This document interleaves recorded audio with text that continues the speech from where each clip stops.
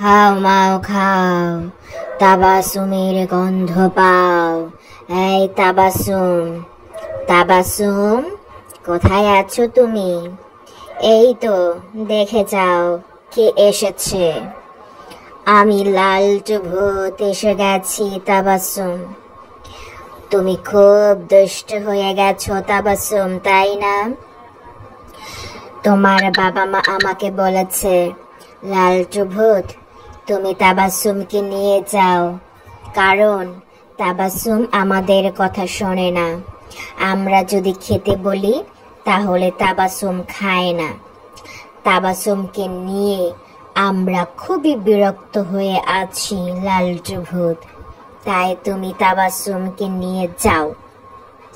তোমার রাজ্যে নিয়ে গিয়ে তুমি তাবাসুমকে রেখে দাও লালটু ভূত। তারপরে যখন তোমার ক্ষুধা লাগবে লালটু ভূত, তখন তুমি মচমচ করে তাবাসুমকে খেয়ে ফেলবে। আমার খুব ভালো লেগেছে এই কথাটা শুনে তাবাসুম। তোমাকে শেষবারের মতো বলছি তাবাসুম, তুমি কি আমার কথা শুনবে? তুমি কি আজকে থেকে ভালো হয়ে যাবে তাবাসুম?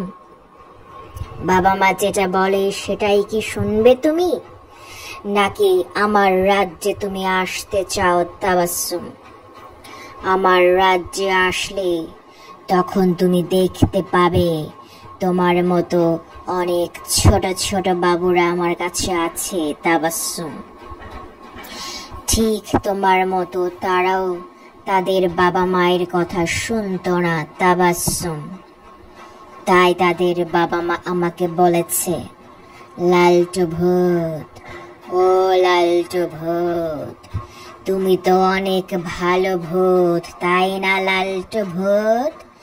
তাবাসুমকে নিয়ে যাও। যেদিন তাবাসুম ভালো হয়ে যাবে, লক্ষ্মী সোনা হয়ে যাবে, ঠিক মতো খাবে, পড়াশোনা করবে, সেদিন তাবাসুমকে তুমি আমাদের কাছে ফিরিয়ে দিও লালটু ভূত। মনে রাখবে তাবাসুম, তোমার বাবা মা যা বলে সব তোমার ভালোর জন্য বলে।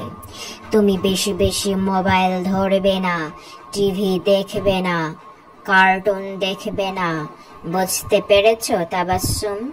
লক্ষ্মী সোনা হয়ে থাকবে, শিক্ষক শিক্ষিকা তোমাকে অনেক আদর করবে যদি তুমি পড়াশোনা করো। বুঝতে পেরেছো তাবাসুম?